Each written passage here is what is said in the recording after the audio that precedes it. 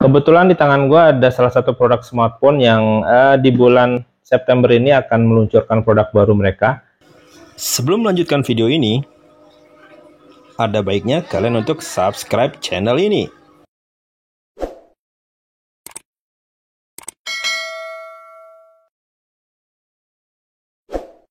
Assalamualaikum warahmatullahi wabarakatuh. Selamat datang di channel Adi Yulianto. Apa kabar teman-teman?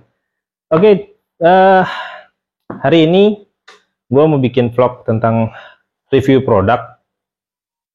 Kebetulan di tangan gue ada salah satu produk smartphone yang di bulan September ini akan meluncurkan produk baru mereka, yaitu V25, Vivo V25. Yang gue pegang adalah Vivo V25 5G. Jadi di bulan September ini mereka akan mengeluarkan Vivo V25. Yang pertama mereka akan mengeluarkan dua varian produknya, V25 5G yang gue pegang sekarang. Lalu yang kedua adalah V25 Pro. Bedanya apa? Bedanya adalah dari sisi baterai juga beda tipis. Setahu gue yang ini itu sudah di atas 4500. Kalau yang Pro, V25 Pro itu di atas 4800. Sama-sama sudah fast charging, dan ini kalau kalian lihat warnanya abu-abu, kotaknya, dalamnya belum tentu. Oh iya, satu lagi, Vivo sudah menjadi official sponsor untuk Piala Dunia atau World Cup 2022 nanti di Qatar di bulan November atau di akhir tahun 2022. Kita lihat dalamnya ada apa aja. Handphonenya udah gue buka untuk gue unboxing, tapi belum gue review. Di dalamnya ada kartu garansi. Nah, ini ada kartu garansi lengkap dengan barcode-nya, kartu garansi. Kemudian sudah dapat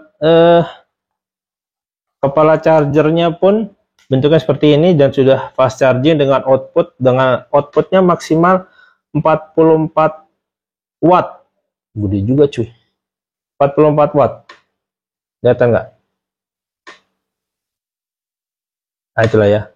Nah, kelihatan lah. 44 watt. Terus yang paling kecil itu di 10 watt. Kemudian dapat juga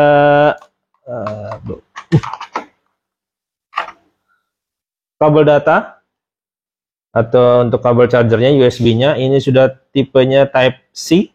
Handphone terbaru sekarang sudah Type C semua. Kemudian ada SIM ejector. Oke, ini gua skip dulu untuk boxingnya. Di sini gua tidak akan terlalu menjelaskan bagaimana spesifikasinya. Yang jelas performanya Vivo V25 atau produknya Vivo tidak bisa kalian ragukan lagi. Ini yang gue pegang adalah Vivo V25 5G. Warna kotaknya abu-abu dengan kapasitas 8256, RAM-nya 8, ROM-nya 256, bisa extended RAM hingga ke tambahannya ada 8 GB, jadi total RAM kalian bisa menjadi 16 GB, 16 GB tambahannya. Nah, kotaknya abu-abu, apakah handphone warna abu-abu? Warnanya aquamarine blue. Bedanya apa dengan V25 yang Pro? Bedanya ada di sini. Ini kamera yang ketiga yang kecil, untuk yang Pro ada letaknya ada di bawah. Karena gue nggak pegang, mungkin nanti gue akan tunjukkan fotonya di sini. Lalu untuk flashlight-nya sama, ada di sini. Dan secara performance, gue mau tunjukkan sebentar. Hanya sekilas saja gue pun tunjukkannya untuk secara kapasitas dan segala macamnya. Untuk Vivo V25 ini untuk secara garis besar, Dimensity-nya sudah menggunakan 900 octa-core dengan 2,4 GHz. Nah, ini RAM-nya 8 GB dengan extended bisa 8 GB. Kapasitas atau memori 256, versi Android juga sudah 12. Kemudian ini hanya versi modelnya. Gua mau bahas di sini adalah dari sisi kamera. Kenapa? Karena gua biasa menggunakan kamera smartphone untuk membuat konten. untuk merekam video atau ngambil gambar. Jadi yang gue bahas adalah dari sisi kameranya. Untuk dari kamera, untuk foto mereka atau Vivo V25 ini bisa zoom sampai dengan 10 kali zoom. Boom, tuh. 6 menit sudah ngerekam. Tuh, tai lalat gue kelihatan. Ini zoomnya sampai 60 kali. Kemudian ada fitur potret. Kemudian ada fitur malam juga. Nah, untuk yang video, untuk video di sini bisa juga zoom sampai 2, bisa mentok nih berapa ya? Oh, sampai 10 kali juga bisa zoomnya. Bisa zoom sampai 10 kali. Kemudian habis itu ada film vlog. Nah, ini yang menarik buat saya, film vlog ini. Di film vlog dari produknya Vivo V25 ini memberikan kemudahan bagi yang mau buat konten. Mereka menyediakan tema ada 1, 2, 3, 4, 5, 6, 7, 8. 1, 2, 3, 4, 5, 6, 7, 8 dari yang mode malam, kemudian via piknik, olahraga, sampai yang traveling, bahkan sampai yang pantai. Itu bisa teman-teman pakai sesuai dengan kebutuhan seperti apa. Tentunya harus di-download dulu, dan kurang lebih buatnya adalah kalau misalnya kita mau, ini contohnya gue mau buat untuk yang typical sports. Lalu mereka akan menyediakan ada 6 bagian, dengan setiap bagiannya itu adalah dengan durasinya di 2,8 sampai dengan 3 detik atau 2,8 second sampai dengan 3 second untuk dibuat videonya. Nanti akan digabungkan menjadi satu kesatuan kurang lebih sekitar 16 second atau 15 second kurang lebih videonya. Ini bisa kita upload nanti di sosial media. Nah, kurang lebih videonya adalah seperti ini.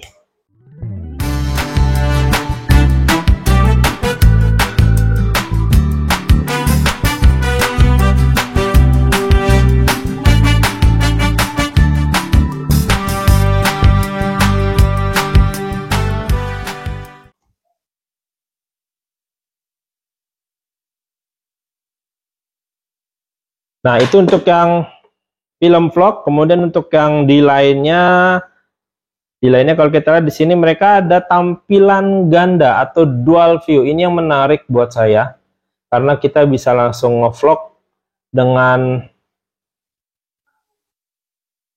layar yang depan belakang muncul semua.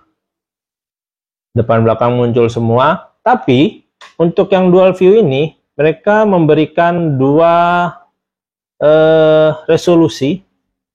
Kalau kita lihat di sini ada 2 resolusinya yang mereka berikan. Itu ada yang 720 dengan 27 frame per second dan 1080 dengan 27 frame per second. Nah, untuk yang 1080 27 frame per second, untuk resolusi 1080 itu hanya dibatasi waktunya tidak lebih dari 2 menit. Tapi untuk yang 720 bisa lebih dari 2 menit. Bedanya di situ. Kemudian ada, bisa kita tambahkan untuk di garis bingkai seperti ini. Kemudian ada pengukur tinggi juga. Apakah sudah simetris atau belum. Nah, kurang lebih seperti ini. Apakah sudah simetris atau belum. Kalau ini akan dia miring. Ketika sudah, dia akan munculkan warna kuning di sininya.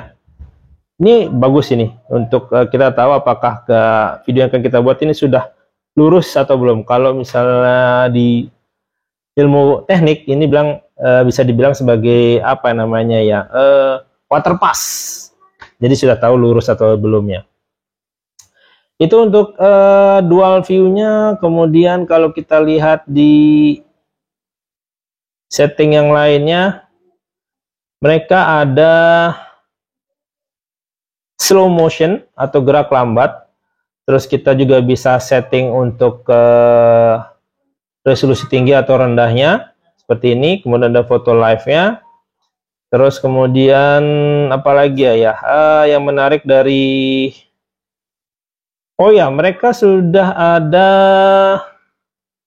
ini stabilizer standar.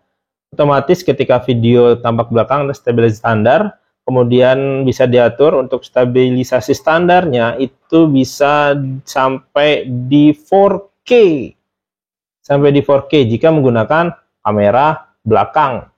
Tapi dengan 30 frame per second dan bisa, nah tapi untuk yang 60 frame per second-nya itu hanya mentok di 1080 untuk resolusinya, high definition-nya.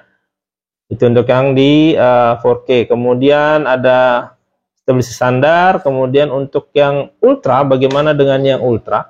Untuk yang ultra itu resolusinya adalah, kita lihat apakah bisa di 4K. Oh, bisa di, sebentar.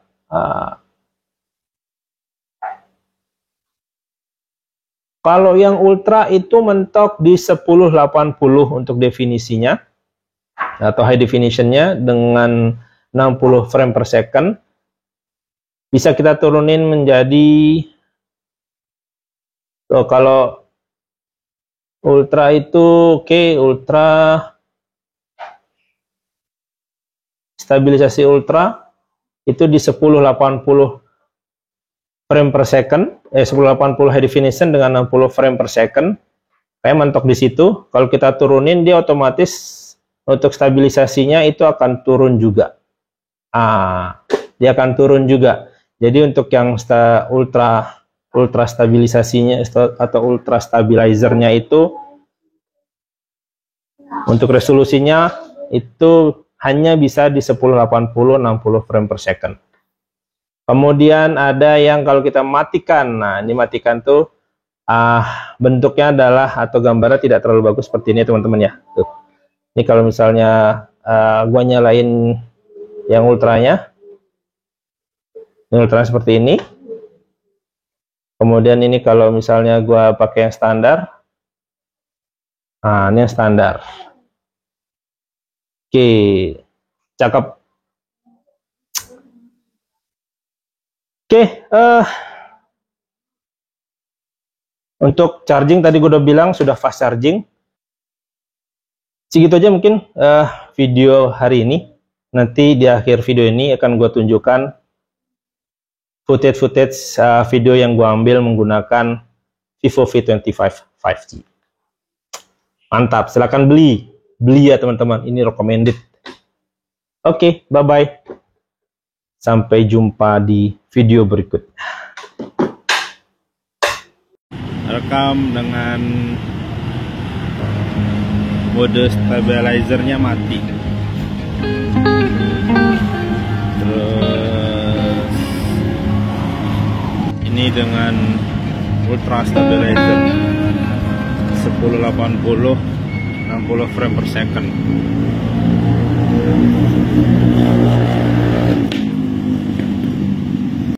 Ini standar stabilizer standar 1080 30 frame per second.